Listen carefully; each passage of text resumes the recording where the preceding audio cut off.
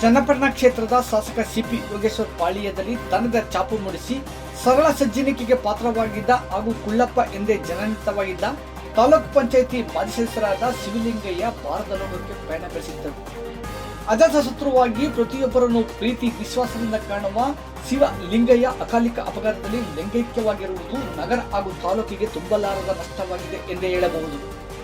ಮಾಜಿ ಸಚಿವ ಹಾಲಿ ಶಾಸಕ ಸಿಪಿ ಯೋಗೇಶ್ವರ್ ಅವರ ಹತ್ತಿರ ಸಂಬಂಧದಲ್ಲಿ ಭಾವ ಆಗಿದ್ದ ಶಿವಲಿಂಗಯ್ಯ ಕುಳ್ಳಪ್ಪ ತಿಟ್ಮಾರಳ್ಳಿ ಕೆರೆ ಏರಿಯ ಮೇಲೆ ನಡೆದ ಅಪಘಾತದಲ್ಲಿ ಇಹಲೋಕ ತ್ಯಜಿಸಿ ಮರೆಯಾಗಿರುವುದು ದುಃಖಕರ ಸಂಗತಿ.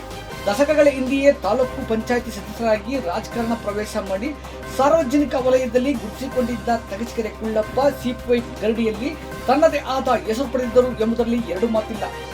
ಮೃತರ ಅಂತ್ಯಕ್ರಿಯೆಯು ತಾಲೂಕಿನ ತಗಚಕೆರೆ ಗ್ರಾಮದಲ್ಲಿ ಮಂಗಳವಾರ ಬೆಳಿಗ್ಗೆ 10 ಗಂಟೆಗೆ ನಡೆಯಲಿದೆ ಎಂದು ನೊಂದ ಕುಟುಂಬಸ್ಥರು ಜಿಲ್ಲೆಯ ಜನರ ನಾಡಿಮಿಡಿತ ಸಂಗ್ರಾಮ ಟಿವಿ ಮುಖಾಂತರ ತಿಳಿಸಿದ್ದಾರೆ.